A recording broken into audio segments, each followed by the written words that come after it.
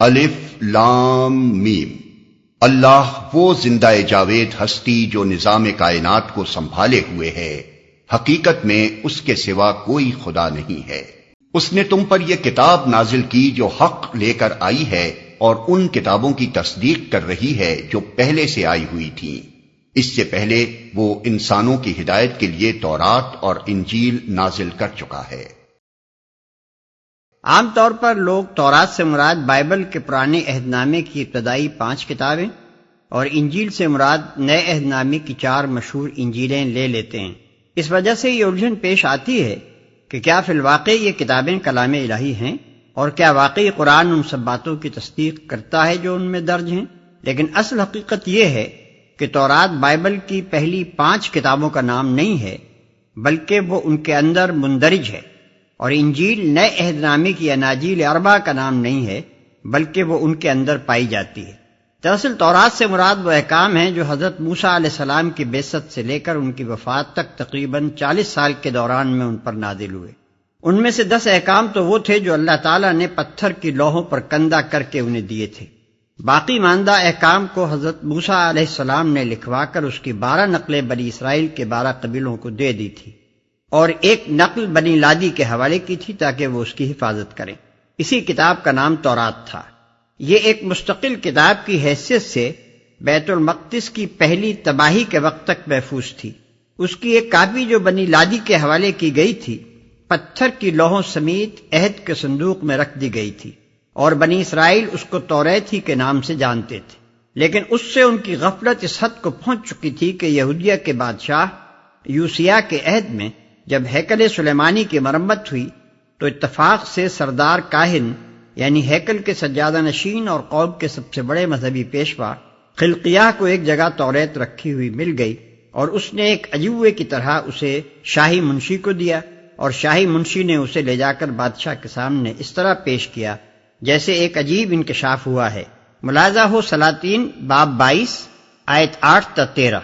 یہی وجہ ہے کہ جب بخت نصر نے یروشلم فتح کیا اور ہیکل سمیت شہر کی اینٹ سے اینٹ بجا دی تو بنی اسرائیل نے تورات کے وہ اصل نسخے جو ان کے ہاں طاق نسیہ پر رکھے ہوئے تھے اور بہت تھوڑی تعداد میں تھے ہمیشہ کے لیے گم کر دیے۔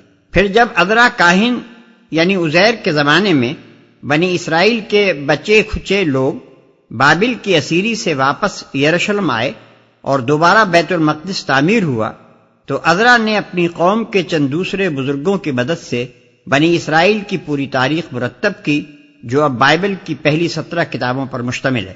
اس تاریخ کے 4 باب یعنی خروج، اخبار، گنتی اور استثناء حضرت موسیٰ علیہ السلام کی سیرت پر مشتمل ہیں، اور اس سیرت ہی میں تاریخ نزول کی ترتیب کے مطابق تورات کی وہ آیات بھی حسب موقع درج کر دی گئی ہیں جو عذرا اور ان کے مددگار بزرگوں کو دستیاب ہو سکیں۔ بس دراصل اب تورات ان منتشر اجزاء کا نام ہے جو سیرت موسیٰ علیہ السلام کے اندر بکھرے ہوئے ہیں۔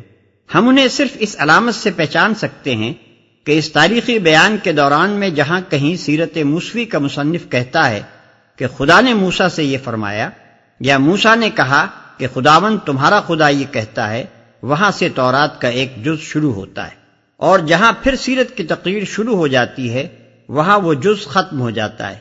بیچ میں جہاں کہیں کوئی چیز بائبل کے مصنف نے تفسیر و تشریح کے طور پر بڑھا دی ہے وہاں ایک عام آدمی کے لیے یہ تمیز کرنا سخت مشکل ہے کہ آیا یہ اصل تورات کا حصہ ہے یا شرح و تفسیر۔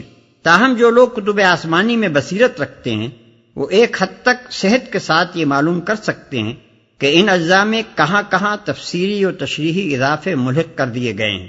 قرآن انہی منتشر اجزاء کو تورات کہتا ہے اور انہی کی وہ تصدیق کرتا ہے، اور حقیقت یہ ہے کہ ان اجزاء کو جمع کر کے جب قرآن سے ان کا مقابلہ کیا جاتا ہے تو بجز اس کے کہ بعض مقامات پر جزوی احکام میں اختلاف ہے، اصولی تعلیمات میں دونوں کتابوں کے درمیان یکسر منہ فرق نہیں پایا جاتا۔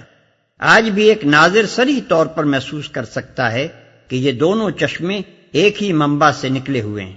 اسی طرح انجیل دراصل نام ہے ان الہامی خطبات اور اقوال کا جو مسیح علیہ السلام نے اپنی زندگی کے آخری 2.5-3 برس میں بحیثیت نبی ارشاد فرمائے۔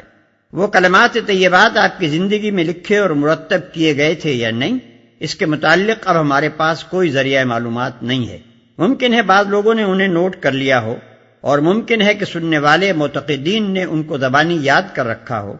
بہرحال ایک مدت کے بعد جب آن جناب کی سیرت پاک پر مختلف رسالے لکھے گئے تو ان میں تاریخی بیان کے ساتھ ساتھ وہ خطبات اور ارشادات بھی جگہ جگہ حسب موقع درج کر دیے گئے جو ان رسالوں کے مصنفین تک زبانی روایات اور تحریری یادداشتوں کے ذریعے سے پہنچے تھے۔ آج متی، مرقس، لوقا اور یوحنا کی جن کتابوں کو اناجیل کہا جاتا ہے، دراصل انجیل وہ نہیں ہے، بلکہ انجیل حضرت مسیح کے وہ ارشادات ہیں جو ان کے اندر درج ہیں۔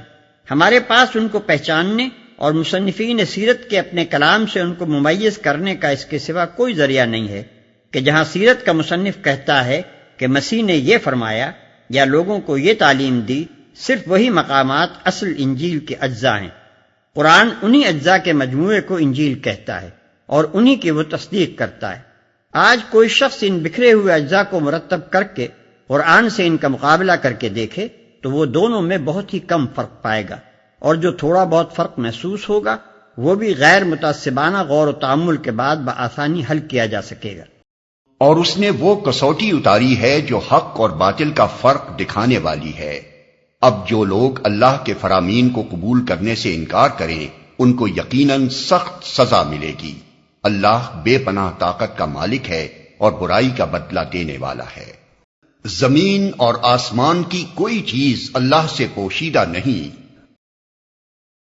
یعنی وہ کائنات کی تمام حقیقتوں کا جاننے والا ہے، لہذا جو کتاب اس نے نازل کی ہو وہ سراسر حق ہی ہونی چاہیے، بلکہ خالص حق صرف اسی کتاب میں انسان کو میسر آ سکتا ہے جو اس علیم و دانا کی طرف سے نازل ہو۔ وہی تو ہے جو تمہاری ماؤں کے پیٹ میں تمہاری صورتیں جیسی چاہتا ہے بناتا ہے، اس زبردست حکمت والے کے سوا کوئی اور خدا نہیں ہے۔ تمہاری صورتیں جیسی چاہتا ہے بناتا ہے۔ اس میں دو اہم حقیقتوں کی طرف اشارہ ہے۔ ایک یہ کہ تمہاری فطرت کو جیسا وہ جانتا ہے نہ کوئی دوسرا جان سکتا ہے نہ تم خود جان سکتے ہو، لہذا اس کی رہنمائی پر اعتماد کیے بغیر تمہارے لیے کوئی چارہ نہیں ہے۔ دوسرے یہ کہ جس نے تمہارے استقرار حمل سے لے کر بعد کے مراحل تک ہر موقع پر تمہاری چھوٹی سے چھوٹی ضرورتوں تک کو پورا کرنے کا اہتمام کیا، کس طرح ممکن تھا کہ وہ دنیا کی زندگی میں تمہاری ہدایت اور رہنمائی کا انتظام نہ کرتا؟ حالانکہ تم سب سے بڑھ کر اگر کسی چیز کے محتاج ہو تو وہ یہی ہے